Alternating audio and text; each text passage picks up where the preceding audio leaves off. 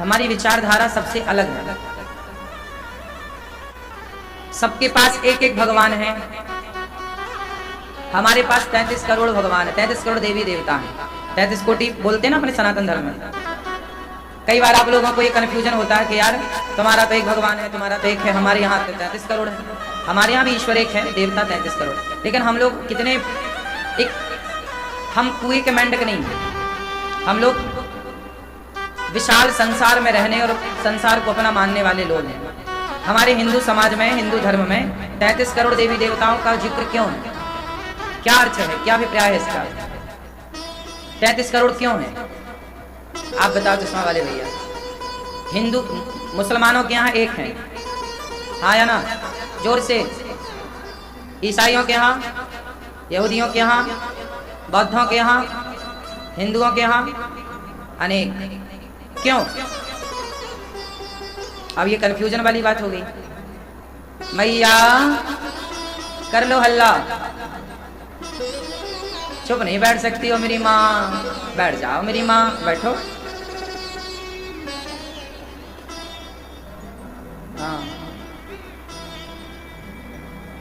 सब बैठो, तो पैटाप रहना। मैया तुम बीच में मोबाइल लेके खड़ी हो गई, बैठ जाओ मेरी माँ।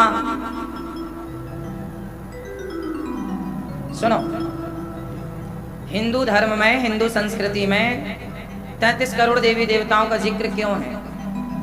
क्यों भैया चश्मा वाले, आप बताओ क्यों है? हाँ,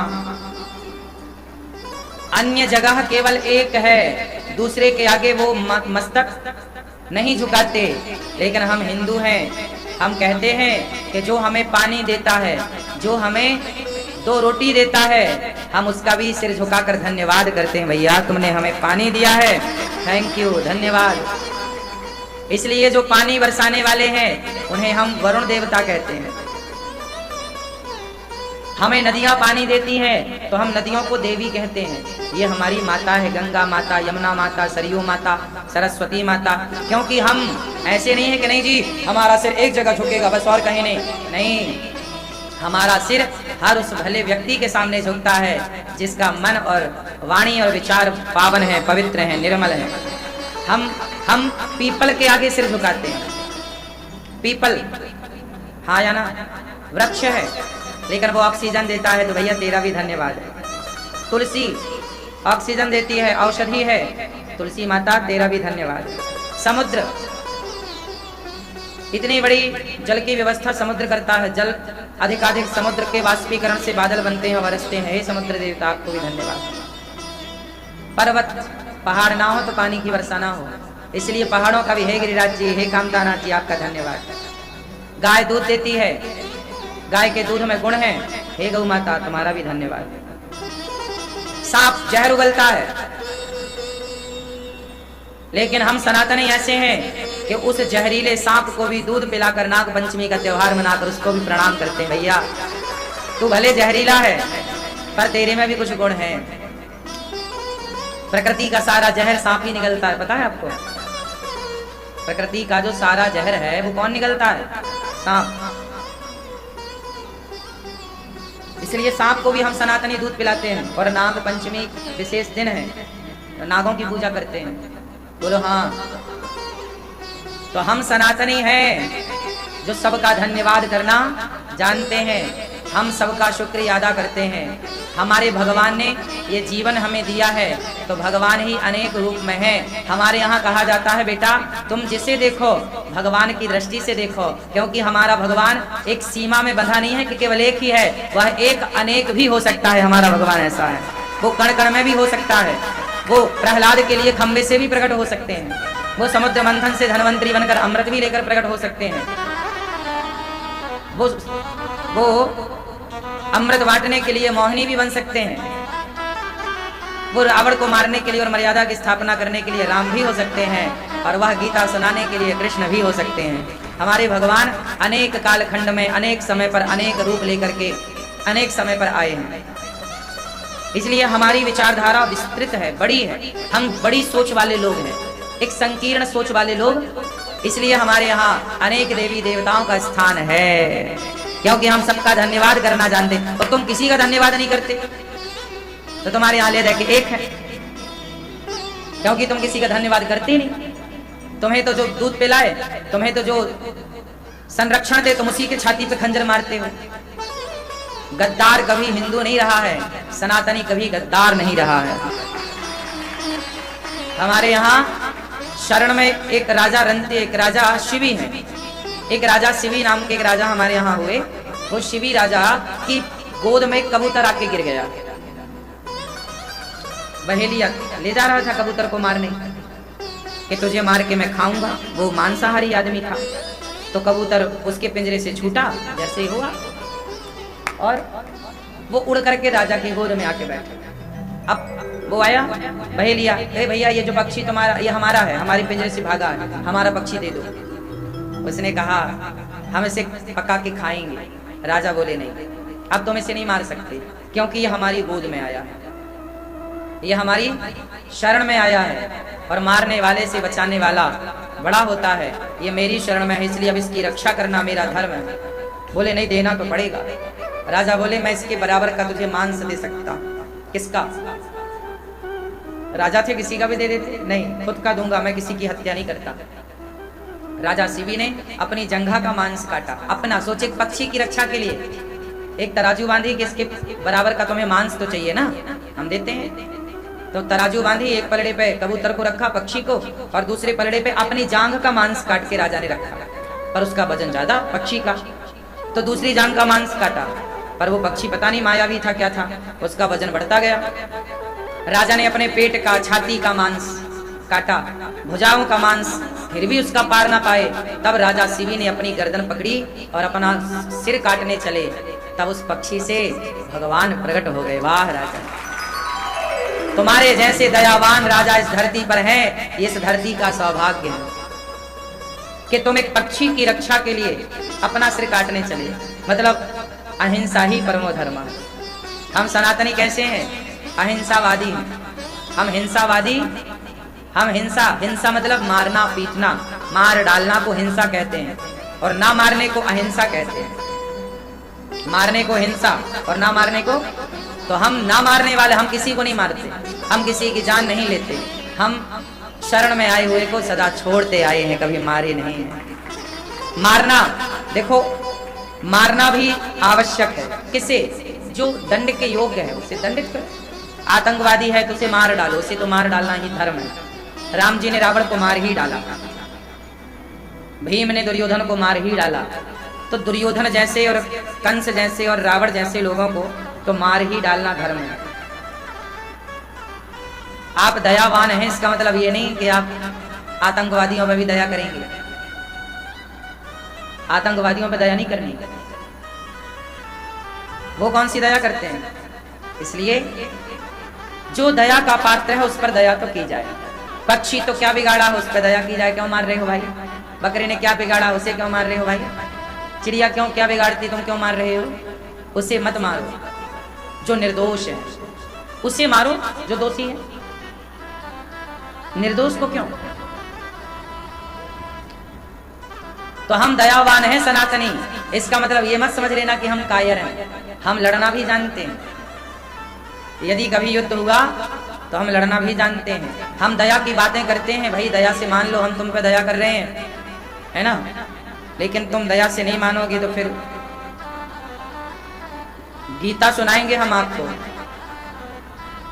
कि गीता से सही मार्ग पकड़ लो। यदि तुम नहीं पकड़े तो फिर हम गांडीव उठाना भी जानते हैं। एक हाथ में गीता और दूसरे हाथ में गांडीव। ये दोनों शिक्षा हमारे यहाँ रही है।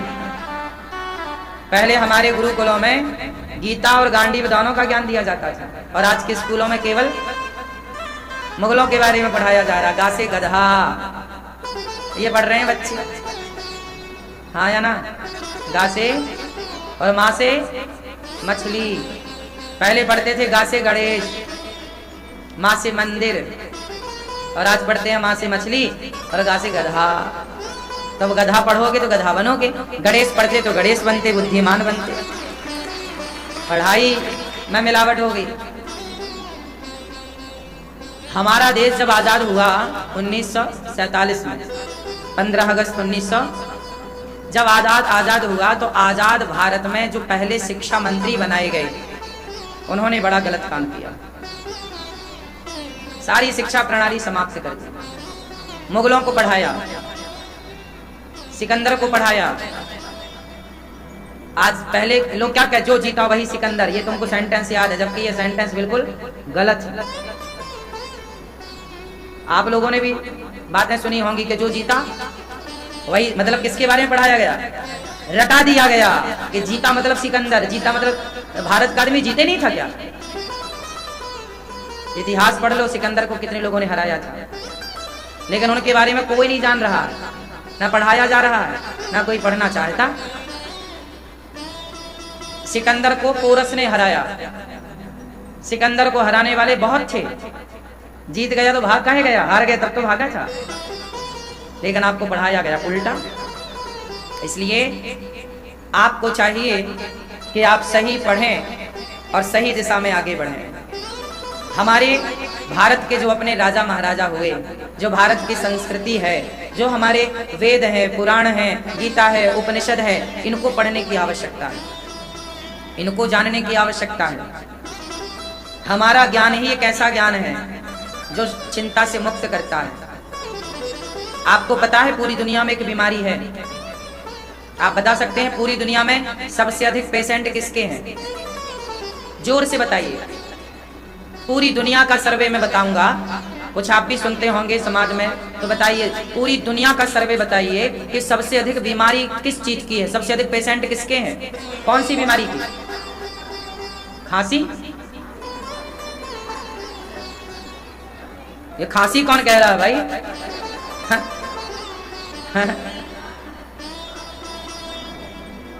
सबसे ज्यादा बीमारी है आज पूरी दुनिया में डिप्रेशन की। सबसे अधिक बीमारी किसकी है? आज का 90% यूथ तो डिप्रेस है। डिप्रेशन मतलब चिंता, तनाव। डिप्रेशन मतलब मेरी माँ चिंता, लोग चिंतित है, चिंता। और डिप्रेस मीन्स तनाव, लोड ज्यादा है, परेशान है, उदास है, बैठे हैं तो बैठे हैं, हंस रहे हैं तो हंस ही रहे हैं, खा रहे हैं तो खा ही रहे हैं, लेटे हैं तो लेटे ही हैं। सबसे ज्यादा बीमारी ये है। लेकिन एक बात बताएं, अमेरिका में सबसे अधिक डिप्रेशन की बीमारी है, लंदन में सबसे अधिक डिप्रेशन की बीमारी है। पूरी दुनिया उठा लीजिए, तनाव डिप्रेशन पूरी दुनिया में है। भारत में अभी ये डिप्रेशन है पर उतना नहीं है जितना विदेशों में है, क्योंकि भारत में अभी सत्संग होता है, भगवान की कथाएं होती हैं। और जहाँ सत्संग होता है, भगवान की कथाएं होती हैं, मैं गारंटी लेता हूँ, मैं बिना दवाई, बिना टैबलेट, बिना इंजेक्शन के 7 दिन के अंदर आपको डिप्रेशन से मुक्त कर सकता हूँ, कथा के बल पर। आप कोई डिप्रेशन, आप में से कितने लोग यहाँ ऐसे हैं जिनको बड़ा डिप्रेशन था, चिंताएं थी, तनाव था, पर कथा सुन के उनका डिप्रेशन चला गया? ऐसे कोई है जिनका कथा सुन के डिप्रेशन गया हो? इतने सारे। सही कि ऐसी बोल रहे हो? सही। ये देखो इतने तो यहीं बैठे हैं, बिना दवाई के, बिना इंजेक्शन के बिल्कुल ठीक हो गए। तो तनाव वहां है जहां सत्संग नहीं है। सत्संग में क्या होता? अच्छी बातें होती हैं, पॉजिटिव बातें होती हैं। तो पॉजिटिविटी से आप भर जाते हैं, तो नेगेटिविटी, डिप्रेशन का है नेगेटिविटी, नकारात्मकता। नकारात्मकता को ही डिप्रेशन कहते हैं। सारे गलत गलत विचार आए आए आए आए और वो दिमाग में बने रहे, उन्हें रिमूव नहीं किया आपने, तो वो एक नया अवतार ले लेते हैं डिप्रेशन का। सत्संग से आप बिल्कुल फ्रेश हो जाते हैं।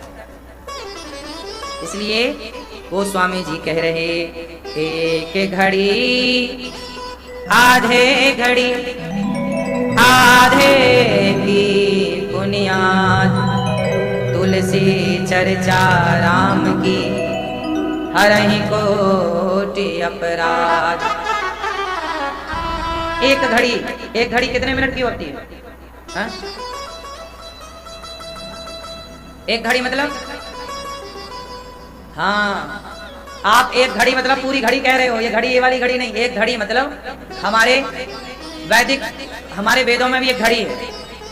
एक घड़ी, आधे घड़ी, एक घड़ी होती है 24 मिनट की। लोग कहते हैं ना एक घड़ी के लिए आ जाओ, एक घड़ी के लिए आ जाओ। एक घड़ी मतलब थोड़ी देर, 24 मिनट। एक घड़ी, आधे घड़ी, आधे घड़ी मतलब 24 के आधे, आधे की बुनियाद 12 क्या थे?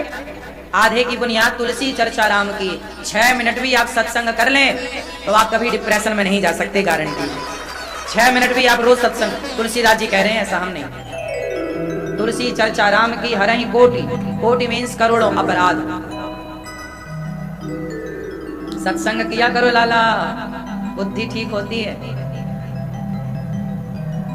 बिगड़ा हुआ जीवन बनता है। आराम कम करो उसको। सत्संग बहुत आवश्यक है। आप सभी सत्संग करने आए हैं, भागवत जी के पोथी पाठ आपने बिठाए, आपका पाठ चल रहा है। जो यहाँ आए, जो टीवी पर जुड़ रहे हैं, सब सुन रहे हैं पाठ, सबके पितरों के कल्याण के लिए हो रहा है। आप अभी 14 अक्टूबर से फिर भागवत जी के पाठ बैठेंगे, आप भी भागवत जी से अवश्य जुड़ें, जरूर जुड़ना चाहिए। धुंधकारी 5 स्त्रियों के संग रहता है, 5 ने गला दबा के मार दिया, टैं हो गया, धुंधकारी मर गया, प्रेत बना। क्या बना? अच्छा, भूत प्रेत होते हैं कि नहीं? आपने देखा है? मैया काहे गल्ला मचारी हो? गांव की भाषा में बोलते गल्ला न कर, मतलब शोर मत करो। हाँ या ना? हमारे भारत की भाषाएं इतनी है कि आप समझ नहीं पाएंगे। सही है? चलो बताओ। धुंधकारी प्रेत बना। आपने भूत प्रेत देखे? देखे? भूत कौन बनता है? बोलो। हैं? भूत बनते हैं नेता। नहीं मजाक नहीं कर रहे, लिखा रहता ना, भूतपूर्व मुख्यमंत्री, भूतपूर्व सांसद, अब ये देखो, ये भूत हो गए, भूतपूर्व रहा। भूत कौन बनता है? नेता। भूतपूर्व सरपंच, भूतपूर्व विधायक, है ना? तो भूत कौन बनता है? नेता। भूतपूर्व राष्ट्रपति, भूतपूर्व प्रधानमंत्री, सब भूत। सही है? भूत लग गया, नाम के आगे क्या लग गया? भूतपूर्व लग गया ना, भूत, यही भूत है।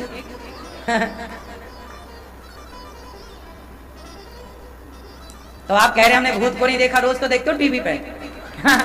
एक से बढ़ के एक भूत। आपने कभी ये नहीं सुना होगा भूतपूर्व स्वामी विवेकानंद जी? सुना? भूतपूर्व मीराबाई सुना है? भूतपूर्व तुलसीदास जी। जो जगत के लिए है वो भूत बनता है, जो जगन्नाथ के लिए है वो भूत नहीं बनता। इसलिए हम आपसे कहते हैं कि भगवान के बनो। किसके बनो? भगवान के। मीरा किसकी बनी? तुलसीदास जी किसके बने? स्वामी विवेकानंद जी किसके बने? और नेता किसके बनते हैं? इसलिए भगवान के बनो। किसके बनो? भगवान के। जगत के बन जाने में लाभ नहीं है, जगन्नाथ का बन जाने में बहुत लाभ है। भगवान के बनो। आपने गाने सुने होंगे, मुन्नी बदनाम हुई। ये गाना नया है कि पुराना? जोर से। शीला की जवानी, ये नया है कि पुराना है? ये तुम्हें नया लगता है? सब पुराने हो गए।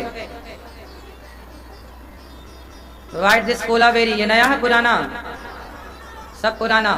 अब बताओ, श्री कृष्ण गोविंद हरे मुरारी। अब ये कीर्तन नया है कि पुराना? हाँ? कोई भी गीत आएगा वो एक दिन पुराना हो जाएगा। हाँ या ना? कोई भी गीत आएगा वो एक दिन पुराना हो जाएगा। और श्री कृष्ण गोविंद हरे मुरारी ये कीर्तन तुम्हारे परदादा ने भी यही कीर्तन किया, तुम्हारे पिता ने भी यही कीर्तन किया, तुम्हारे दादा ने भी यही कीर्तन किया, तुम भी यही करते हो, फिर भी ये नया ही लगता है। और रोज करने पर भी जितनी बार करो उतनी बार एक नया सुख सुकून देने वाला है, ये पुराना नहीं हुआ। लेकिन बाकी चीजें जो जगत से जुड़ गई, अब मुन्नी बदनाम हुई, ये सांसारिक बातें, ये संसार को दर्शा रही है, संसार के लिए है। तो जो जगत के लिए है वो पुराना होता है, जो भगवान के लिए है वो कभी पुराना नहीं होता, है ना। जैसे आप प्रसाद जगन्नाथ जी जाओ तो प्रसाद लेकर आते हो, तो घर आने में आपको 5 दिन लगा या 4 दिन लगा, या आप जगन्नाथ जी से कहीं और तीर्थ में चले गए तो लौटने में महीना भर का टूर था, तो जगन्नाथ जी से आप महीने भर में लौटे। लेकिन जब आप आते हो सबको देते हो, भैया ये जगन्नाथ जी का प्रसाद, तो कोई ये नहीं कहता कि प्रसाद पुराना है क्या। प्रसाद पुराना होता है, जबकि वो चावल है वहां का जगन्नाथ जी का भात होता है। प्रसाद में क्या मिलता है? भात। भात समझते हो ना, पका हुआ चावल, फिर उसे सुखा करके उसे को प्रसाद वो वहां मिलता है। तो प्रसाद, तो कोई कहता है कि ये पुराना प्रसाद है? प्रसाद जो कि वो भगवान से जुड़ गया, अब वो कभी पुराना हो नहीं सकता, सदा नया रहेगा। तो आपको पुराना होना है कि सदा नए रहना है? बोलो।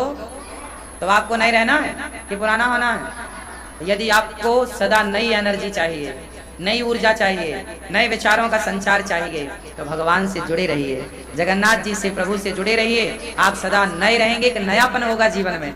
और आप यदि संसार से जुड़े हैं, संसार के लिए कर रहे हैं, तो आप पुराने हो ही जाएंगे।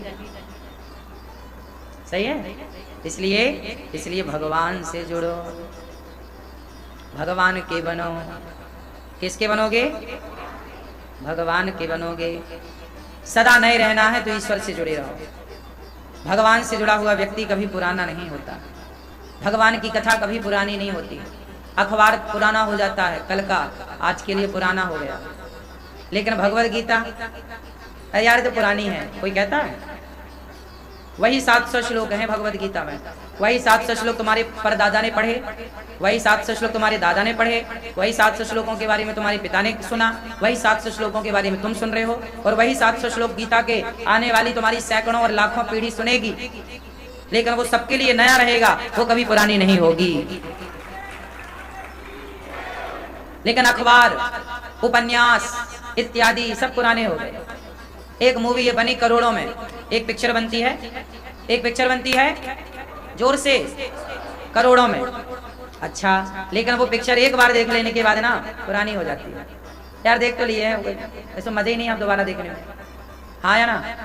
लेकिन सोचो कि कोरोना काल में टीवी पर रामायण आई, वो रामायण कम से कम 20 साल पुरानी थी, कि ज्यादा ही थी ना, ज्यादा थी। 20 साल पहले भी वो टीवी पर चल चुकी थी, हम सबने दूरदर्शन चैनल पर उसको खूब देखा था। लेकिन उसके बाद भी जब वो चली तो लगे नहीं कि ये नई पुरानी है, नई सी, और जितनी बार देखो उसे नयापन है उसमें, जबकि वो भी एक टीवी शो है। लेकिन चूंकि वो भगवान से जुड़ा है, उसमें भी व्यक्ति है, इंसान है, पर वो पात्र ईश्वर का निभा रहे हैं, तो भले इंसान ईश्वर का पात्र निभाए, वो भी पुराना नहीं होता। देख लो ना, सही है कि गलत है? रामायण आई ना भी कोरोना काल में, बिल्कुल नई सी लगी। जब उसमें राम वनवास जा रहे थे तो आप लोग देख रहे थे, आप लोगों की आंखों में आंसू थे। मतलब वो चल टीवी पे रहा है, लेकिन वो आपके हृदय से कनेक्ट है, जुड़ा हुआ है। आपके रोम रोम खड़े हो रहे थे बार बार जब वो प्रसंग आप देख रहे थे। कुछ चीजें आपने ऐसी देखी उसमें जो आप आंखों को रोक ना पाए रोने से।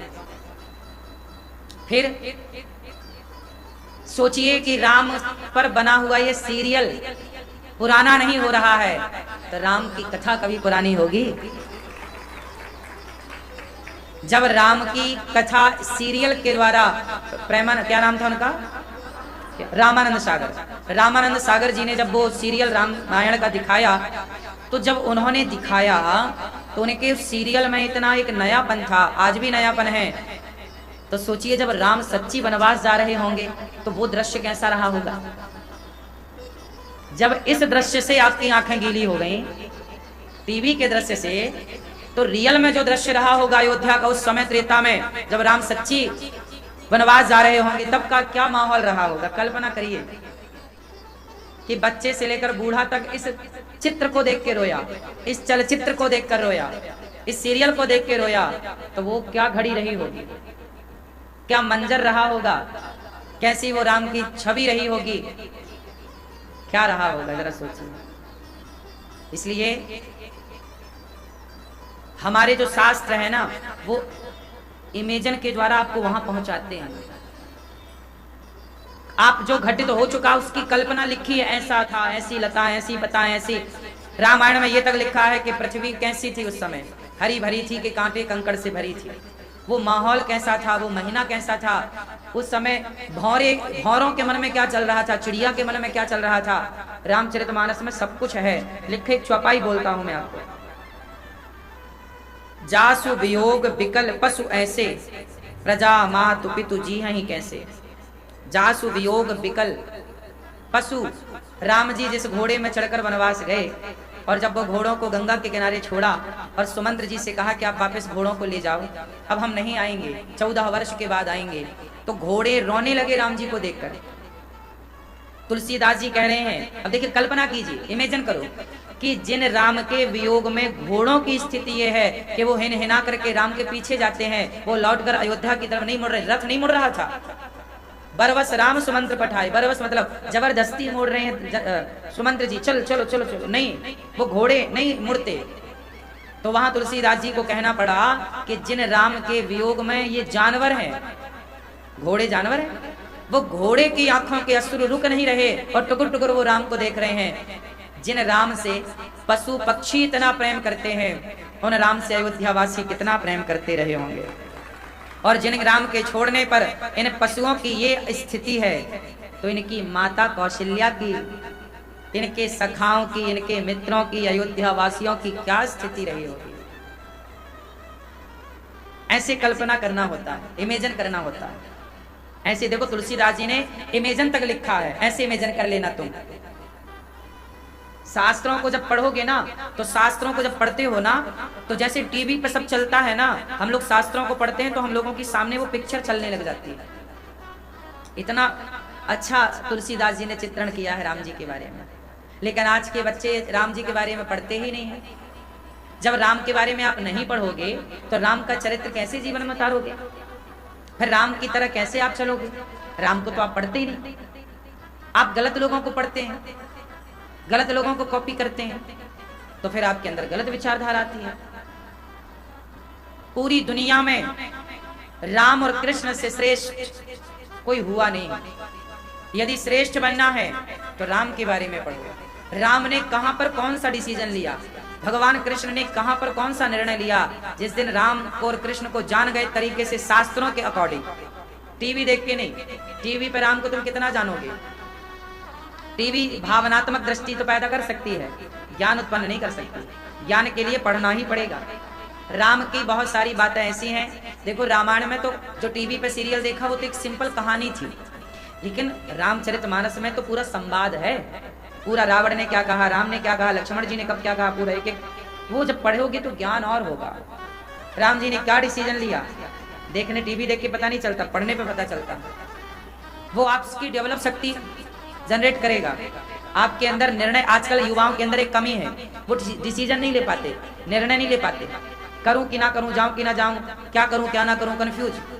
आपके अंदर निर्णयात्मक दृष्टिकोण इसलिए नहीं है क्योंकि ग्रंथों को पढ़ते नहीं।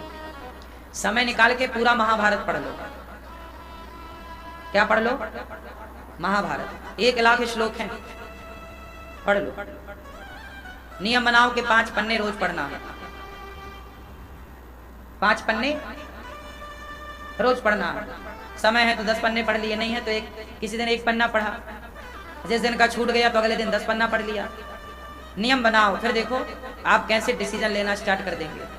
आपको नॉलेज हो जाएगा, ज्ञान हो जाएगा। पर हमारे ग्रंथों में ना सब कुछ है। विज्ञान कहां से आया बताओ, विज्ञान कहां से आया? बोलो। विज्ञान आया वेदों से। वेद में विज्ञान है। हमारे वेदों में विमानों के बारे में जिक्र है, तो आइडिया तो वहीं से लगेगा ना। जिस व्यक्ति ने परमाणु का आविष्कार किया उस व्यक्ति के बारे में आप सर्च करिएगा। पूछा गया कि आपने ये परमाणु बनाया इतना खतरनाक, किस आधार पर बनाया? उस व्यक्ति ने खुद YouTube पर उसका इंटरव्यू पढ़ा है, आप देख लेना। परमाणु बनाने वाले ने कहा कि मैंने ब्रह्मास्त्र से परमाणु के बारे में इमेजिन किया था। किसके बारे में? ब्रह्मास्त्र, जो महाभारत की घटना है। महाभारत में एक अस्त्र का प्रयोग हुआ था, ब्रह्मास्त्र। हाँ या ना? ब्रह्मास्त्र का प्रयोग 2 बार किया अश्वत्थामा ने, एक अर्जुन पर और एक परीक्षित पर, जब वो पेट में थे उत्तरा के गर्भ में। राम रावण के युद्ध में भी ब्रह्मास्त्र का प्रयोग मेघनाथ ने किया लक्ष्मण जी पर।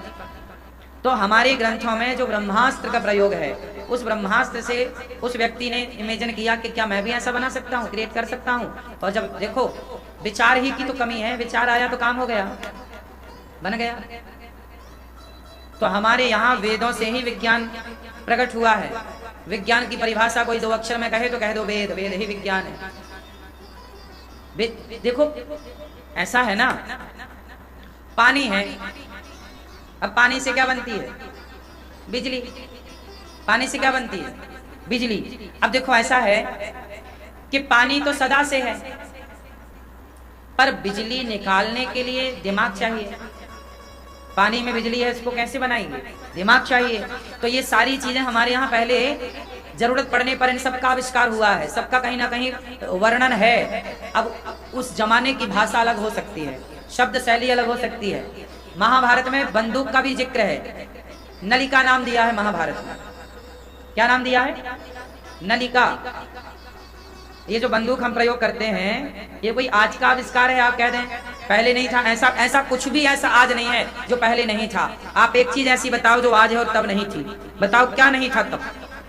सब कुछ था, पर पहले बस फर्क इतना था कि चीजें सीमित थी, सीमित थी, क्योंकि ऋषियों को पता था कि ज्यादा बना देने से कहीं इसका मिसयूज ना हो। जैसे परमाणु की टेक्नोलॉजी सबको नहीं दी जाती, यदि सबको मिल गई, आतंकवादियों को परमाणु की थ्योरी मिल गई तो वो उसका मिसयूज करेंगे। जैसे पाकिस्तान के पास आ गई शक्ति परमाणु, वो दिन भर धमकी देता रहता, पटक दूंगा पटक दूंगा।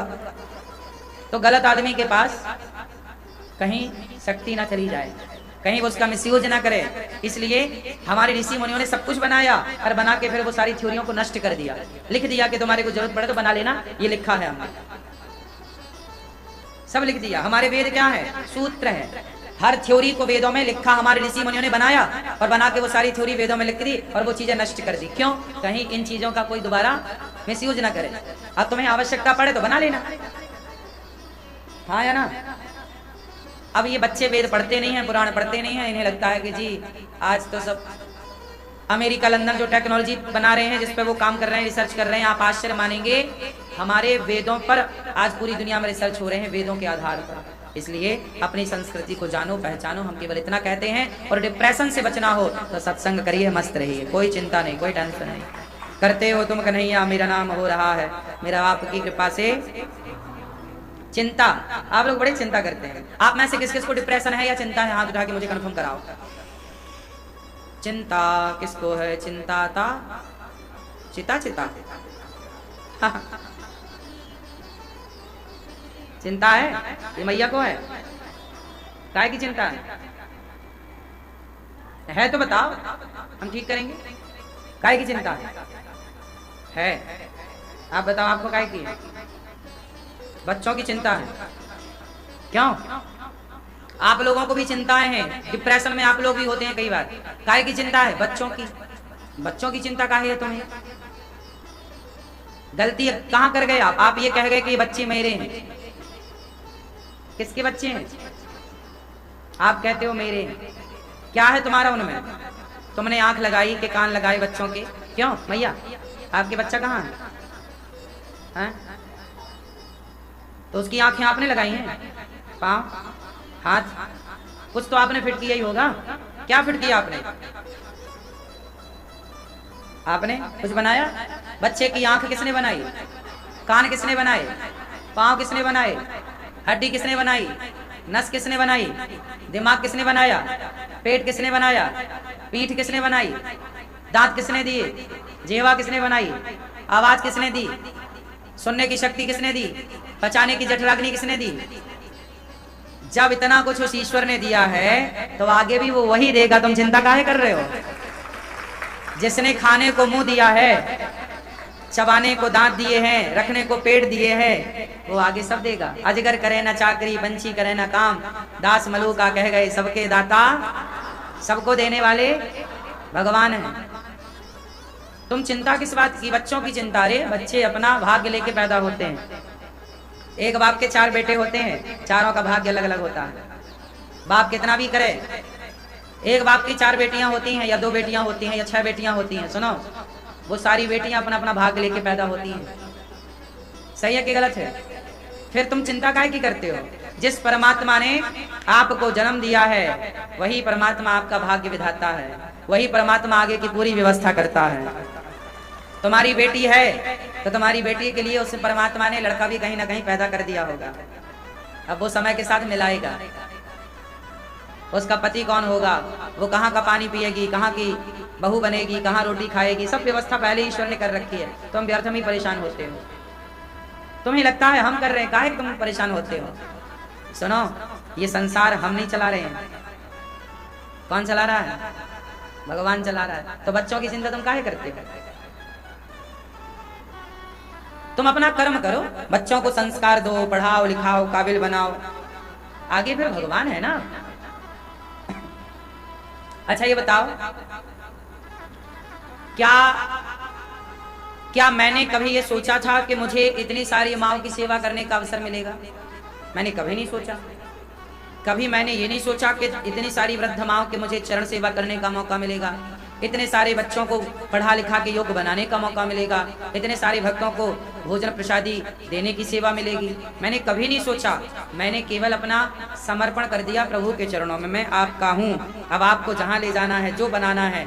ना मुझे इंजीनियर बनने का शौक था, ना डॉक्टर बनने का, ना एडवोकेट। मैंने आत्मसमर्पण प्रभु के चरणों में किया। मैं आपका हूँ, अब जो आपको बनाना हो आप बना दो। एक बात बताएं, तुम बाप हो ना बच्चे के, तुम जितना अच्छा सोचोगे अपने बच्चों के लिए, तुमसे भी अच्छे भगवान सोचते हैं।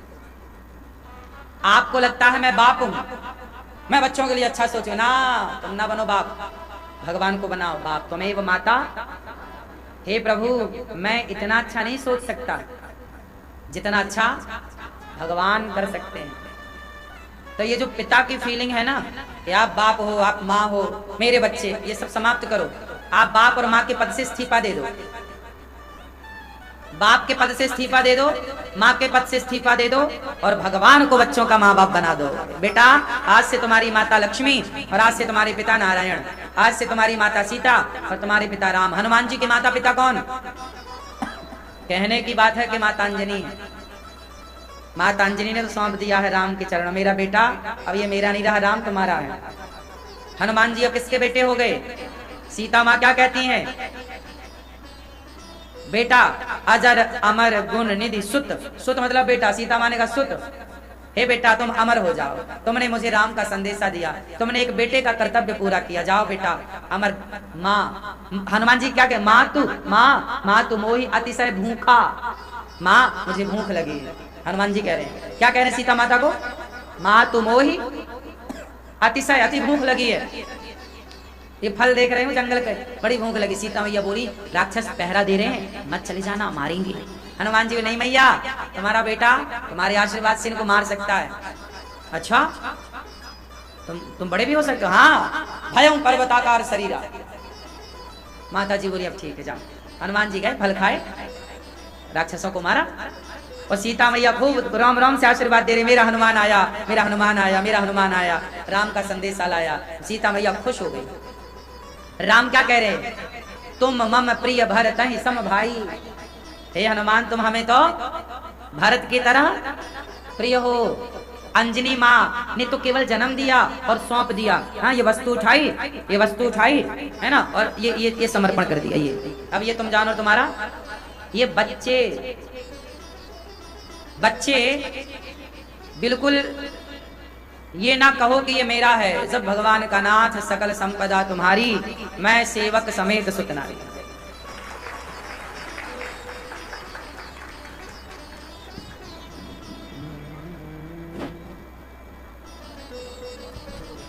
हमारे पिताजी हैं और हमारे पिताजी ने भी हमें सौंप दिया भगवान के चरणों में। बोल वृंदावन बिहारी लाल की जय जय सतगुरुदेव भगवान की जय।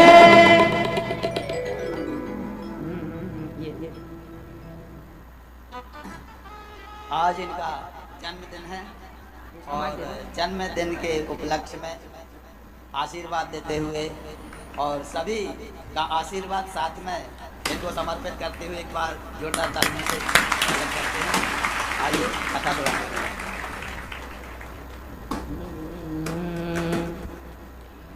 तो माँ तो मोही अतिशय भूखा, लागी देख सुंदर फल रूखा।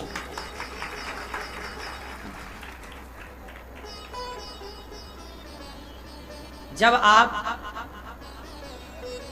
समर्पण कर दोगे तो फिर भगवान आपकी प्लानिंग करेंगे। अभी आपकी प्लानिंग कौन कर रहा है? आपकी माँ, आपका पिता। और ये माँ बाप कितनी बढ़िया प्लानिंग करेंगे, ये तुम्हारी एक आंख तो लगा नहीं सकते। तो बताओ फिर हमारे कौन भगवान? तो आज से कभी इस बात का घमंड ना करना कि ये बेटा मेरा, ये घर मेरा, ये परिवार। जब आप कहोगे कि मेरा है तो डिप्रेशन आपको ही होगा, चिंता आपको। और जब आप मानोगे नहीं कि मेरा है, जब मान लोगे भगवान का, तो फिर चिंता भगवान को है, आप बच जाएंगे। तुम जानो और तुम्हारा काम जाने। तो धुंधकारी जैसा पापी तर गया, प्रेत योनि से मुक्त हो गया। तो प्रेत कौन? जो बहू अपने सास की सेवा नहीं करती वो क्या बनती है? क्या बनती है? चुड़ैल। क्या बनती है? जो बहू अपनी सास की सेवा नहीं करती वो बहू चुड़ैल बनती। और जो बेटा अपने माँ बाप की सेवा नहीं करता वो प्रेत। भूत तो नेता, और जो माँ बाप की सेवा ना करे वो प्रेत है ना। इनकी भी क्वालिटियां होती हैं, भूत, प्रेत, पिशाच, डाकनी, पिशाचनी, ये सब अलग अलग क्वालिटी है, वीआईपी है इनमें भी, है ना। एक और होता सबसे खतरनाक, ब्रह्म राक्षस। तो ऐसा होता है। तो आप लोग क्या बनना पसंद करोगी? चुड़ैल के, पिशाचनी के, डाकनी? चुड़ैल के पांव ऐसे रहते हैं, डाकनी के पीछे की तरफ। जो सास की सेवा नहीं करती वो तो चुड़ैल बनती है, लेकिन जो सास को मारती है वो डाकनी बनती है। तो आप लोग सास की सेवा करो और सताओ ना। सास ससुर की सेवा करना चाहिए। सही है कि गलत है? क्या सही है? सेवा नहीं करना चाहिए? आप लोगों को चाहिए कि मानव जाति की सेवा करो। सास ससुर ही नहीं, हर प्राणी जीव मात्र में भगवान को देखो और सबकी सेवा करो। जन्माद्यस्य यतोऽन्वयादितरतस् चार्थेष्वभिज्ञः स्वराट् तेने ब्रह्म हृदयादिकवये मुह्यन्ति यत्सूरयः तेजो वारिमृदां यथा विनिमयो यत्र त्रिसर्गो मृषा धाम्ना स्वेन सदा निरस्तकुहकं सत्यं परं धीमहि। जन्म आदि यस्य जन्माद्यस्य, जो भगवान सृष्टि उत्पन्न पालन और संहार करने वाले हैं, ऐसे भगवान को हम नमस्कार करते हैं। भगवान के 24 अवतारों का उल्लेख भागवत जी में है। कितने अवतारों का? 24। कौन कौन से अवतार भगवान के? गिनो। नारायण, नारद, हरि, कपिल देव, श्री राम, हंस, हयग्रीव, मोहिनी, दत्तात्रेय, सुखधाम, नरसिंह, वामन, व्यास जी, ऋषभ देव, कौमार, यज्ञ पुरुष, धन्वंतरी, बुद्धिकल के अवतार, पृथु राजा, वारह पुनि, कृष्णचंद्र भगवान, परशुराम, मत्स्य कमठ, पद्म पुराण प्रमाण। भगवान के 24 अवतार हो गए हैं। वैसे तो अनेक अवतार हैं, आप सब भी भगवान के अवतार हैं। आप सब कौन हैं?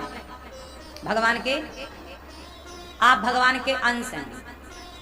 ये कहा जा सकता है कि आप लोगों के रूप में भी भगवान ही हैं। आप लोगों का अपना कोई रूप नहीं है। आपने जो रूप लिया है वो ईश्वर का ही रूप है। आपके अंदर जो क्षमता है देखने, सुनने, सूंघने, खाने पीने की, वो आपकी नहीं है, वो ईश्वर ने दे रखी है। भगवान ही आपकी आंखों से देखते हैं, वही आपके कानों से सुनते हैं। इसलिए भगवान को कहा सहस्त्र शीर्षा पुरुषः सहस्त्राक्षः सहस्त्रपाद। भगवान के हजारों आंख हैं, हजारों कान हैं। आप सबकी आंखों से भगवान देखते हैं, आप सबके कानों से भगवान सुनते हैं। तो भगवान सब देख रहे हैं, सब सुन रहे हैं, इसलिए भगवान सब जगह है, ऐसा भाव बनाना चाहिए। अच्छा चलो एक सवाल हम आपसे कर लें। ये महाभारत के बारे में आप में से कितने लोगों ने सुना है या देखा है महाभारत को? आप में से कितने लोगों ने महाभारत देखा है? क्यों? टीवी पे? अरे तो हम ये थोड़ी कह रहे कि तुम वहीं खड़े होकर देख रहे थे। हमें पता है कि तुम वहां खड़े नहीं थे, हमें पता है टीवी पे देखा होगा। टीवी पे मेंशन क्यों कर रहे हो? टीवी पे देखा होगा। क्यों भैया, आपने महाभारत देखा है? वहां खड़ी थी आप ऐसे टीवी पे? अच्छा आप उस समय रही भी तो होंगी, क्यों नहीं? ऐसे क्यों नहीं रही? हम सब रहे भगवान श्री कृष्ण की सेना में, सब रहे। राम रावण का युद्ध हो रहा था, तब भी हम लोग थे बंदर भालुओं के रूप में, खूब रावण की सेना को पछाड़ रहे थे। क्यों कहना कि नहीं थे? मैया इधर चली मैं उधर चली, पता नहीं मैं किधर चली। हाँ? चली मेरी माँ, टाटा। महाभारत क्यों हुआ था जरा बताओ? ये भैया बताएंगे हमारे सफेद शर्ट वाले। महाभारत क्यों हुआ था? किसके चक्कर में? आप बताओ महाभारत क्यों हुआ है? किसके चक्कर में? नारी के चक्कर में। कौन सी नारी? अच्छा क्यों हुआ महाभारत? बैठे बैठे बताओ। ठीक है आप बताओ मैया, किसके चक्कर में क्यों महाभारत हुआ? द्रौपदी के चक्कर में। आप बताओ हैं? आप बताओ द्रौपदी के चक्कर में। आप बताओ द्रौपदी के चक्कर। आप बताओ पांडवों के चक्कर में। आप बताओ द्रौपदी। आप बताओ शास्त्र धृतराष्ट्र। आप बताओ। चश्मा वाले दादाजी बताएंगे बैठे बैठे। शकुनी सही पकड़े। कौन तुम्हारा पड़ोसी दौलत है क्या? महाभारत क्यों हुआ आप सही कारण जानते हैं, शांति से सुनो। आप में से बहुत लोगों ने द्रौपदी का नाम लिया, ठीक है, बहुत सारे लोगों ने द्रौपदी का नाम लिया। बहुत लोगों ने कहा कि द्रौपदी के चक्कर में महाभारत हुआ। भाई द्रौपदी के चक्कर में कैसे हुआ? द्रौपदी की गलती कहाँ थी? द्रौपदी ने थोड़ी कपड़े उतारे थे किसी के। जिसने कपड़े उतारे आपने उसका नाम लेके नहीं बोला कि उसके चक्कर में महाभारत हुआ। जिसके कपड़े उतरे आप उसे दोषी करार दे रहे हैं। ये तो वही हो गया कि जिसके साथ बलात्कार हुआ आप उसी की गलती ठहरा रहे हैं, तेरी कारण बलात्कार हुआ। अरे जिसने किया है उसका नाम क्यों नहीं ले रहे हैं? देखिए महाभारत हुआ द्वापर में और होके खत्म हो गया, लेकिन द्वापर की गूंज आज तक है इस कलयुग में। और आज भी बहुत सारे लोग द्रौपदी को कसूरवार ठहराते हैं। आज का समाज बहुत सारे लोग द्रौपदी की गलती बताते हैं। आप लोगों के अंदर ना विचार करने की क्षमता नहीं है, विचारक नहीं है आप लोग खुद का दिमाग यूज नहीं करते, सुनी सुनाई बातों को पेस्ट करते रहते हैं। द्रौपदी की केवल इतनी गलती थी कि दुर्योधन को कह दिया था कि अंधों के अंधे होते हैं। इससे ज्यादा गलती क्या थी तो बताओ, क्या गलती थी द्रौपदी की? शब्दों की तो गलती थी और शब्द बिगड़ गए थे। तो दुर्योधन तू भी कह देता कुछ, और कह तो दिया। द्रौपदी को क्या बोला? आजा मेरी जंघा पे आके बैठ जा। अब आप किसी की पत्नी को कहो कि तू मेरी जांघ में आके बैठ, यदि उस महिला ने कुछ गलत कह दिया तुम्हें, तो तुमने भी तो कह दिया। हिसाब तो बराबर हो गया भाई, शब्दों को शब्दों से खत्म। अब कपड़े उतारने की क्या जरूरत थी भरी सभा में? बोलो, जो द्रौपदी को कसूरवार ठहरा रहे थे, बताओ क्या द्रौपदी की इतनी बड़ी गलती थी कि सभा में उसे निर्वस्त्र किया जाए? हमने चलो आपको अंधा कह दिया कि अंधों के अंधे होते हैं, तो क्या भरी सभा में कपड़े उतारोगे? भाई तुम भी हमें गाली दे दो और क्या करोगे? हमने तुम्हें गाली दी थी, तुमने भी दे दिया होता। हमने तुम्हें अंधा कहा, तुम भी अंधा कह देते, और बदला तो पूरा हो गया। तुम्हें कहा था अंधा, तो तुमने उस द्रौपदी के 5 पति की सारी संपत्ति जुए में जीत ली, जीत तो लिया। और दुर्योधन ने उन 5 के कपड़े भी उतरवा दिए थे पांडवों के, चलो कपड़े उतार दो, और 5 के कपड़े उतार के खड़ा कर दिया था पांडवों को। हो तो गया बदला। अब ये थोड़ी था कि नहीं जी अब तुम्हारे कपड़े उतारेंगे तभी तुम्हारा हमारा हिसाब बराबर होगा। ये सही किया दुर्योधन ने कि गलत? बोलो, कपड़ा किसने उतारा? लेकिन आप में से एक ने दुशासन का नाम नहीं लिया। सबने द्रौपदी की गलती बताई, दुशासन की गलती आपको नजर नहीं आती।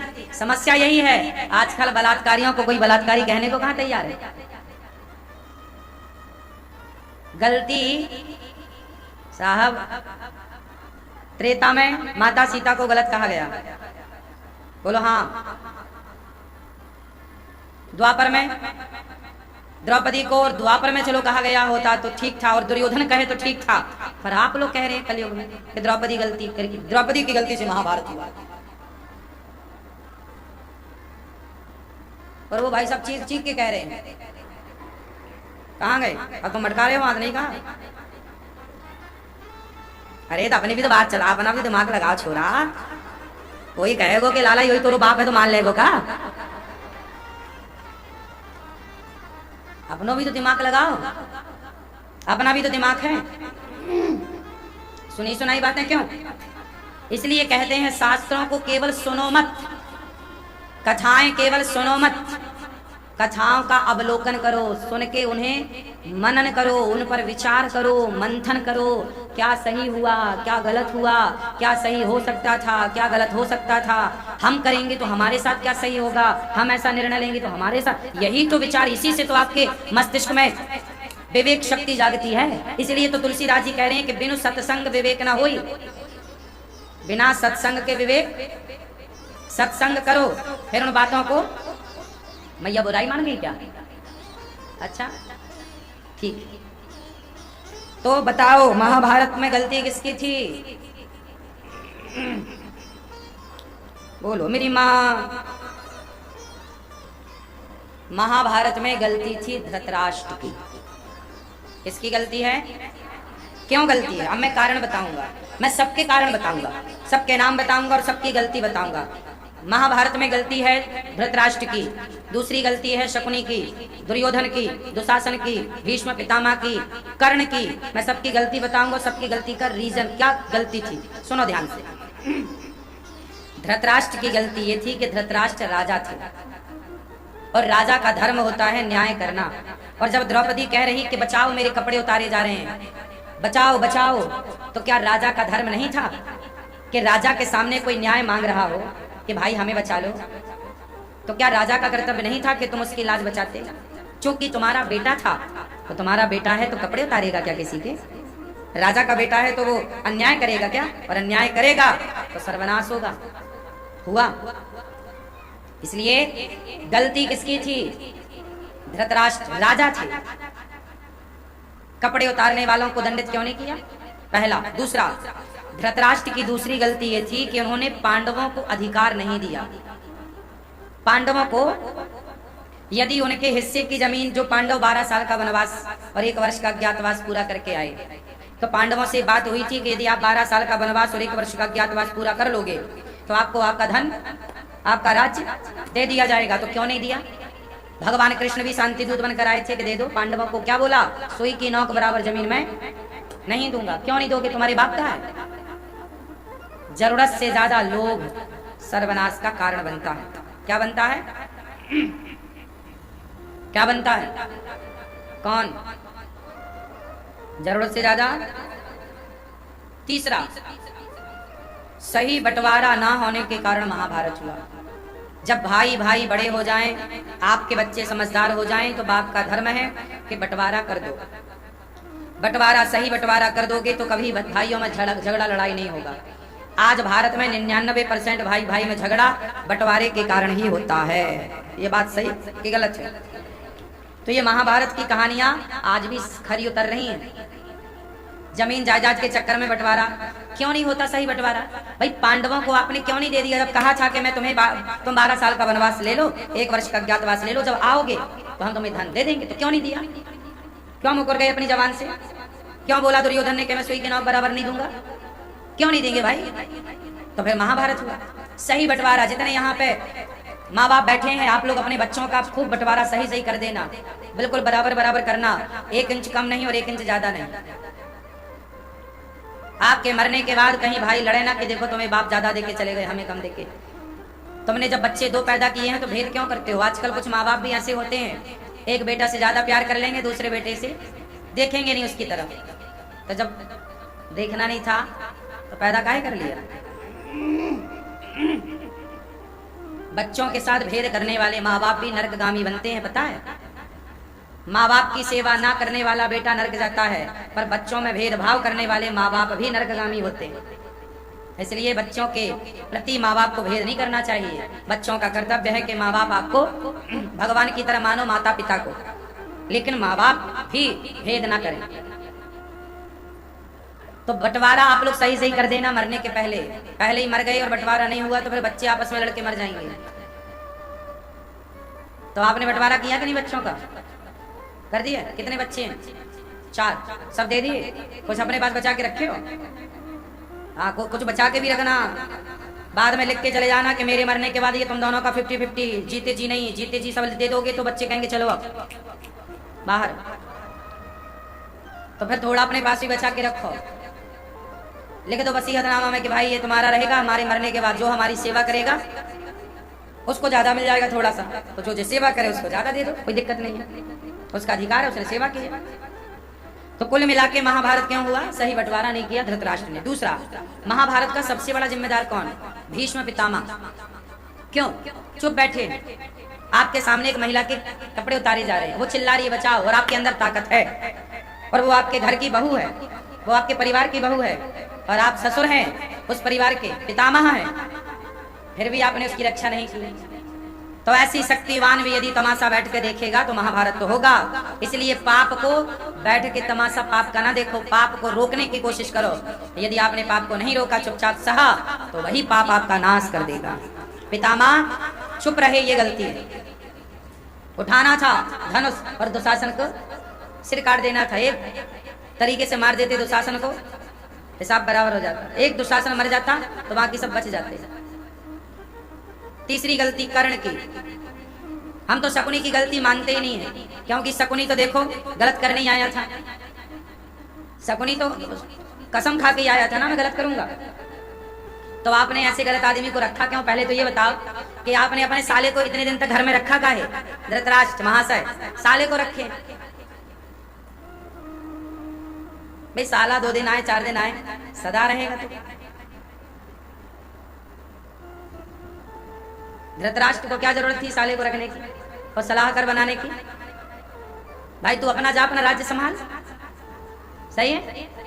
तो शकुनी तो आई था भिड़ाने, तो हम उसकी क्या गलती? वो तो कसम खा के आया था, तो हम उसकी गलती नहीं मानते, वो तो गलत करने आया था। उसकी बातों में आप लोग आए क्यों? सवाल आपसे। उसको घर में जगह दी क्यों? जब जान रहे हो सब लोग गलत कर रहा है तो फिर क्यों नहीं उसे दंडित किया? इसलिए शकुनी तो गलत है ही, उसे क्या कहें? जो गलत नहीं थे पर गलत किया उनका नाम लिया जाएगा। जैसे कर्ण को पता था। अच्छा बताओ, कर्ण ज्ञानी थे कि नहीं? समझदार थे कि नहीं? कर्ण बहुत योग्य थे, पढ़े लिखे थे, ज्ञानी थे, समझदार थे, दानी थे, सर्वगुण संपन्न थे कर्ण, ये कह सकते हैं आप। लेकिन कर्ण के होते हुए एक महिला के कपड़े उतारे जा रहे थे, क्या कर्ण तुम्हें दया नहीं आई? तुमने दुर्योधन का साथ दिया, क्यों दिया? कहना देते मित्र मैं तुम्हारा साथ नहीं दूंगा, ये गलत है। और बल्कि कह रहे हैं तेरे तो 5 पति थे, छठा मुझे बना ले, ये और कह रहे करें। दोस्त ऐसा ना हो, कर्ण जैसा मित्र नहीं होना चाहिए। किसके जैसा मित्र नहीं होना चाहिए? कर्ण। मित्र ऐसा नहीं होना चाहिए कि गलत में साथ दे। मित्र ऐसा होना चाहिए जो गलत करने से रोके। मित्र ये गलत है, मैं तेरा साथ नहीं दूंगा, तू गलत कर रहा, मैं तेरा साथ नहीं दूंगा। वो मित्र नहीं होना चाहिए, चल यार तू बलात्कार कर रहा, मैं भी कर लूं क्योंकि तू तो मेरा मित्र है। यार तू शराब पी रहा, चल मैं भी पी लूं, तू तो मेरा मित्र है। नहीं, तू पी रहा है यार, तू ना शराब पी, ये गलत है, मैं तुझे रोकूंगा यार, शराब ना पी, मैं तेरा दोस्त हूं, मैं तुझे गलत नहीं देख सकता। कर्ण को पता था कि दुर्योधन का सर्वनाश हो जाएगा। कर्ण चाहते तो रोक लेते, क्योंकि कर्ण की बात दुर्योधन मानता था। और कर्ण को दुर्योधन को घमंड ही कर्ण का था।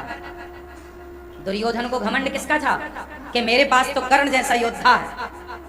तुम्हारे अभिमान से तो वो गरज रहा है, वरना उसकी औकात क्या थी? जंगल के भीलों ने पकड़ लिया था दुर्योधन को। तो जानता था दुर्योधन कि मेरी कोई औकात नहीं है, अर्जुन के सामने मैं टिक नहीं सकता, भीम के सामने मैं टिक नहीं सकता। वो तो थोड़ा कर्ण थे, पितामह थे, दुर्योधन को लगा गुरु द्रोणाचार्य जिन्होंने अर्जुन को धनुष पकड़ना सिखाया, इनके बल पे गरजता था ये। खुद की क्या हैसियत थी?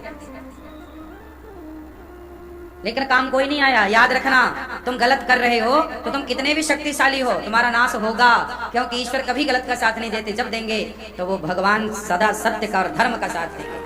इसलिए कृष्ण ने अर्जुन का साथ दिया, कौरवों का साथ नहीं दिया। कौरवों का साथ कौन दिया? कर्ण, पितामह, गुरु द्रोणाचार्य, कृपाचार्य इत्यादि। और ये बड़े नाम है। कर्ण बहुत बड़े योद्धा थे, बहुत बड़े, छोटे मोटे नहीं। लेकिन कर्ण ने गलत किया कि सही किया? बोलो। इसलिए मित्र कैसा हो? कर्ण जैसा नहीं। मित्र ऐसा हो कि मुझे गलत करने से रोके।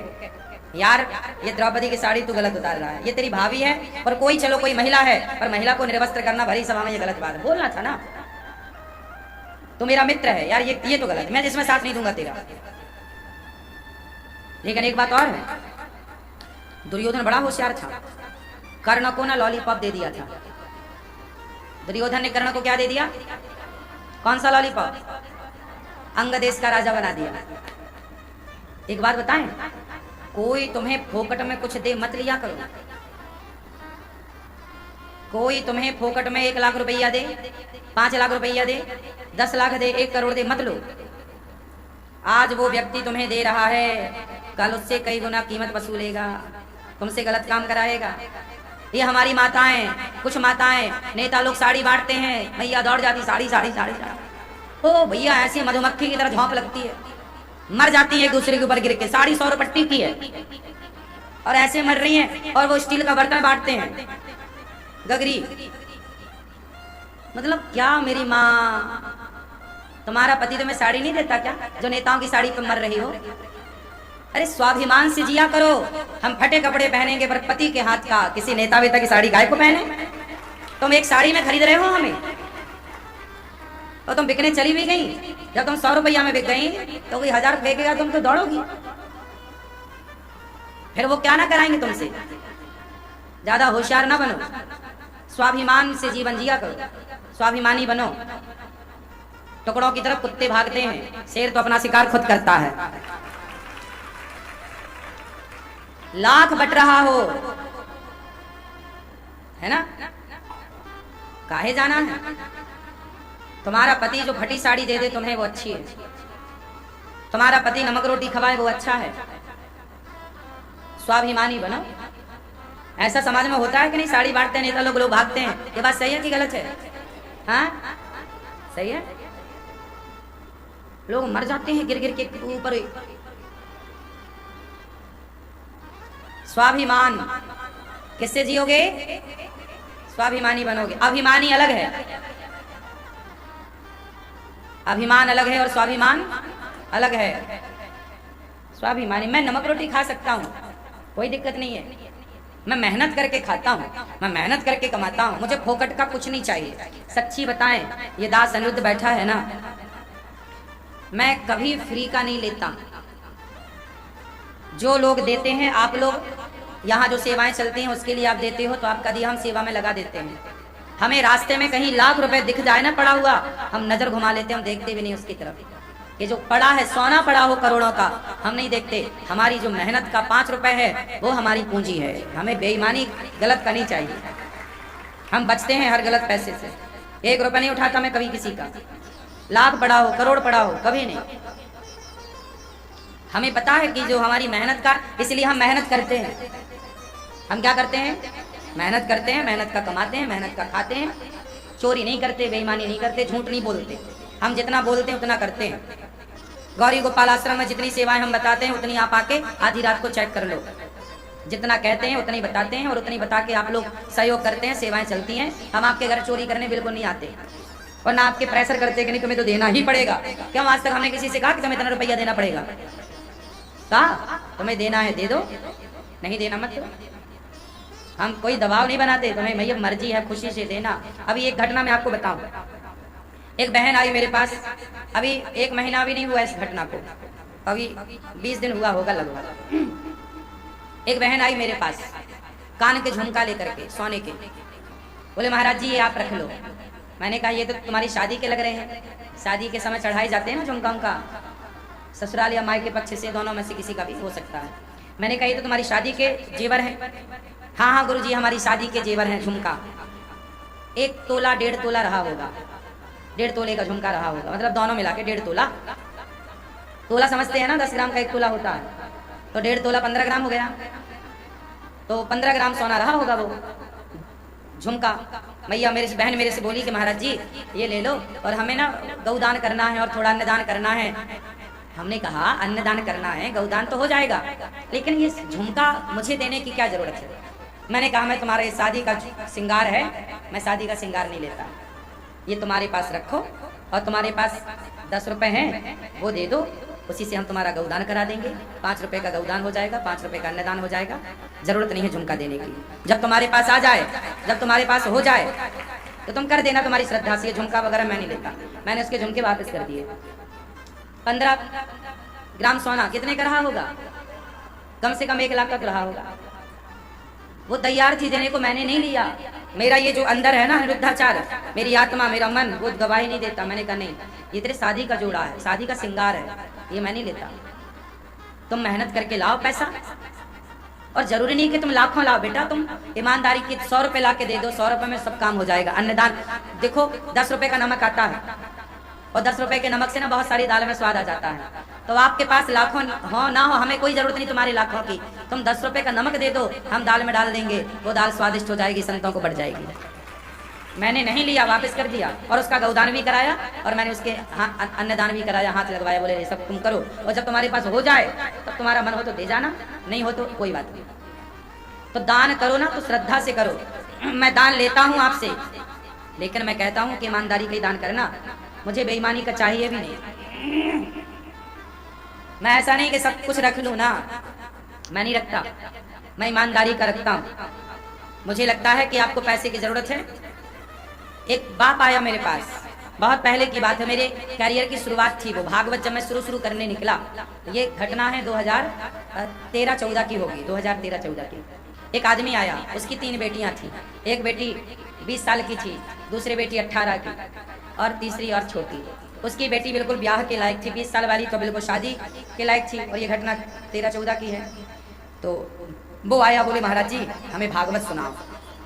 हमने कहा भागवत सुना तो देंगे, परंतु मैंने कहा कौन है तुम्हारे घर में? मैं पहले सब जानकारी लेता, कौन है? तो बोला 3 बेटियां हैं और बेटियों का ब्याह करना है, एक छोटा बेटा भी था उनका। मैंने कहा बेटी का ब्याह करना है, अभी भागवत मत कराओ, भागवत कराने में आपका पैसा भागवत में खर्च हो जाएगा और बेटी के ब्याह में संकट आ सकता है, अभी मत कराओ, पहले बेटियों का ब्याह कर लो, पहले अपनी जिम्मेदारी से निवृत्त हो जाओ, फिर हम आपको आनंद से भागवत सुनाएंगे। भागवत सुन लेना, अभी पाठ कर लो, पाठ सुन लो, बड़ा खर्चा करोगे, टेंट वेंट तो लगानी पड़ेगा आपको, टेंट लगाओगे पैसा लग जाएगा, वही सब पैसा तुम्हारी बेटी के ब्याह में काम आएगा। तो बताओ मैंने सही कहा कि गलत कहा? तो मैं सही करता हूँ कि गलत करता हूँ? फिर तो हम कभी किसी के साथ, सामने वाला तो भोला है, भावनाओं में डूबा है, हम उसकी भावनाओं का कभी दोहन नहीं करते, मिसयूज नहीं करते कि नहीं जी तुम तो भाव में डूबे हैं तो हम तुम्हें ठग लें ना। हम कहते हैं तुम 100 रुपए मत देना, तुम 5 रुपए देना, पर वो 5 रुपए वही देना जो तुम्हारी मेहनत का है, जो पसीना बहा होगा ना एक बूंद, वो हमें पैसा देना, तो उसका तुम्हें पुण्य भी मिलेगा और वो हमें यहाँ वृद्ध माओं के पेट में जाके बचेगा, संतों के पेट में जाके बचेगा। ठीक है मेरी माँ? कहाँ चली? वहां जाके बैठोगी? अच्छा, तो जीवन में सदा कैसा होना चाहिए? ईमानदार। कैसा होना चाहिए? कभी सिद्धांत से समझौता नहीं होना चाहिए। ये जो अनिरुद्धाचार्य है आपके सामने, आपका बेटा, आपका भाई, मैं आपके बीच में इसलिए बैठा हूं क्योंकि मैं अपने सिद्धांतों से कभी समझौता नहीं करता।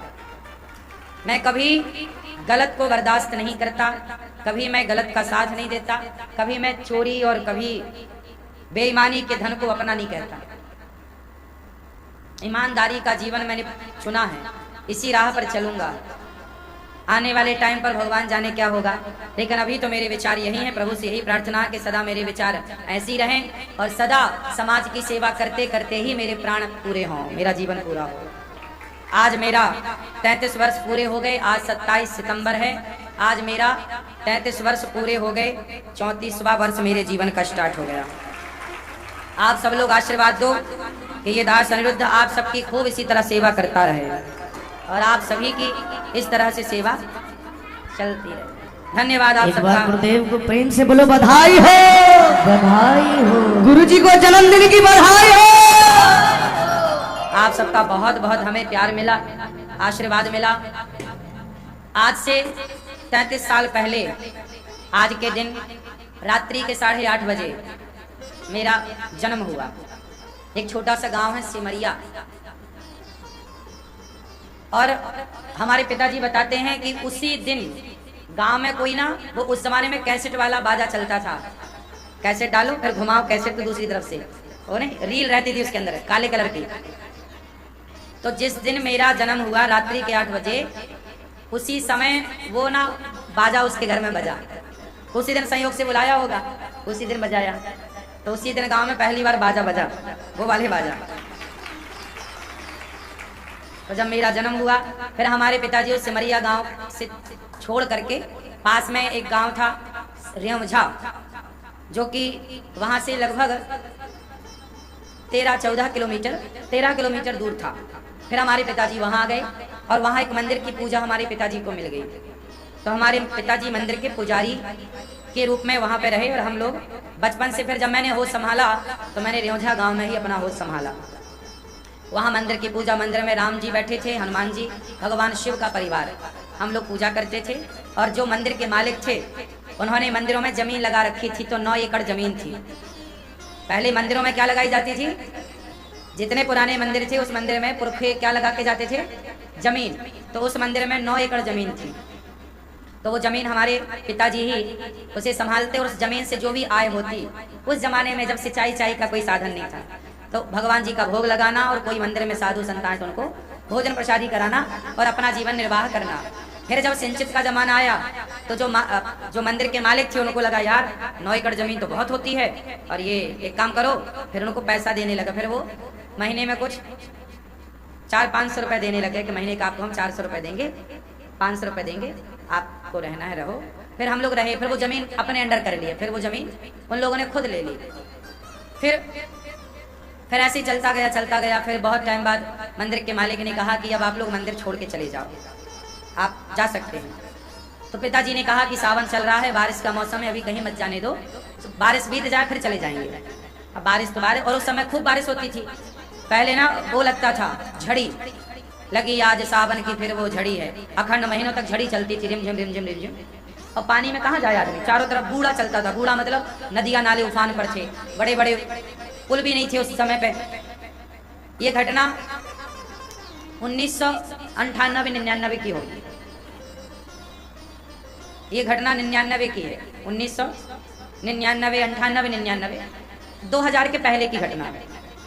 तो बस उस समय उन्होंने कहा नहीं, आपको तो अभी मंदिर खाली करना पड़ेगा। पिताजी ने जब बोला कि अभी तो नहीं हो पाएगा, हम कहाँ जाएंगे, अभी तो कोई हमारे पास अपना कोई घर भी नहीं था, कोई जगह जमीन जायज भी नहीं थी, भिक्षा मांग के गुजारा होता था। गांव से हम लोग भीख मांग के, भिक्षा मांग के ले आते थे, उसी से चलता था। उन्होंने सारा सामान बाहर कर दिया, फेंक दिया सड़क में। फिर वो हमारे पिताजी माताजी फिर पूरा सामान समेट करके सड़क का, फिर दूसरे के घर जाके हम लोग रहे। कुछ दिन वहाँ गुजारा हुआ। फिर एक छोटा सा घर हमारे पिताजी ने बनाया, इंदिरा आवास योजना का पैसा लिया। हमारी माँ के नाम से निकला 20,000 रुपए। सरकारी पैसा निकलता था घर बनाने के लिए, उसे कहते थे इंदिरा आवास योजना। उस योजना का 20,000 मिलता था तो 5,000 रुपए घूस देनी पड़ती थी सरकारी अधिकारियों को, 15,000 हाथ में आता था। तो 15,000 रुपए का पिताजी ने एक छोटा सा घर बनाया। फिर उसमें हम लोग वर्षों तक रहे। अभी भी उस घर में हम अभी कोरोना काल में उसी घर पे रहे, वहीं रहते थे। बड़े भैया हमारे आज भी वहीं रहते हैं। तो उस घर पे ही हम लोग रहे। और वहाँ से फिर मैं 2006 में मैंने पिताजी से कहा, मैं पढ़ता रहा सरकारी स्कूल में, 5वीं तक मैंने अपने गांव में पढ़ाई की। फिर 5वीं के बाद मैं दूसरे गांव में पढ़ने गया तो 10वीं तक वहाँ पढ़ाई की। फिर 10वीं के बाद मैंने पिताजी से कहा कि ये पढ़ाई ठीक नहीं लग रही है, हमें संस्कृत पढ़ने भेजो वृंदावन। हमने कहा कि हमें वृंदावन भेज दीजिए पढ़ने के लिए। हमारे पिताजी ने कहने पर वृंदावन हमें 17 जुलाई 2006 में हम पढ़ने के लिए वृंदावन आए और 1 वर्ष में ही पढ़ करके और फिर सबसे पहली बार भागवत अपने गांव के लोगों को हनुमान जी को सुनाया। 2007 में पहली बार हमने भागवत की, मई के महीने में पहली बार अपने हनुमान जी को भागवत सुनाई। फिर दूसरी भागवत हमने 2008 में की, फिर तीसरी भागवत हमने 9 में की, फिर इसके बाद 9 के बाद फिर 10 से फिर 11, फिर क्रम चलता गया। और फिर आप लोगों की सेवा करते करते आज 17 साल की उम्र से हमने भागवत जी करना स्टार्ट किया था। जब हमने पहली बार भागवत की हमारी आयु थी 17 वर्ष और आज आपके आशीर्वाद से आपकी सेवा करते करते 33 वर्ष परिपूर्ण हो गए। तो ये जीवन की एक छोटी सी यात्रा है। आज आपके बीच में बैठने का और कुछ कहने का अवसर मिला है। जन्म हमारा हुआ इसी कारण हुआ कि शायद भगवान ने हमें आप सबकी सेवा के लिए, इस कार्य के लिए चुना। आज गौरी गोपाल आश्रम में आप सबके आशीर्वाद से 285 से अधिक माताएं, वो माएं जिनके अपनों ने छोड़ दिया, घर से निकाल दिया, ऐसी 285 वृद्ध माताएं गौरी गोपाल आश्रम में रहती हैं। 150 विद्यार्थी पढ़ते हैं, निःशुल्क उनका रहना खाना पढ़ना। 30,000 लोग पर डे प्रसाद पाते हैं गौरी गोपाल में। आप सभी भक्त लोगों की सेवा होती है। 400 के लगभग गौ माता है गौरी गोपाल गौशाला में। ये सारी सेवाएं बचपन से मेरा मन, जैसे लोगों का मन होता है ना, मोबाइल, आजकल के बच्चे मोबाइल चलाना, मोबाइल खरीदने का मन है, गाड़ी खरीदने का मन। मेरा बचपन से गाड़ी वाड़ी खरीदने का मन नहीं होता था, मेरा मन था सेवा करने का। और सेवा करते करते करते करते आज आपके बीच में आया। मेरी कोई उपलब्धि नहीं है, जो इन हाथों से सेवा हुई वो सेवा को सारा समाज सारा संसार जान रहा है। मेरी अपनी कोई पहचान नहीं है, मेरा अपना कोई नाम नहीं है, मेरा अपना कोई कुछ नहीं है। जो कुछ है वो सेवा का है। इसलिए कहते हैं ना, करोगे सेवा तो मिलेगी मेवा। सेवा करना चाहिए जीवन में। मैंने कुछ चीजें, जब मैं वृंदावन पढ़ने आया तो मैं पढ़ता था, हमें पढ़ने दूर दूर जाना पड़ता था, साइकिल नहीं थी। तो हमारे एक दोस्त थे, हम दोनों ने मिलकर 250 रुपए की एक साइकिल खरीदी थी और पढ़ाई की। हमारे उम्र के जितने बच्चे थे वो कभी क्रिकेट खेलने जाया करते थे, खेल कूद में जाते थे। हम लोग खेल में नहीं जाते थे, पढ़ाई करते थे। खेलते तो खेलते ही रह जाते, पढ़ाई की है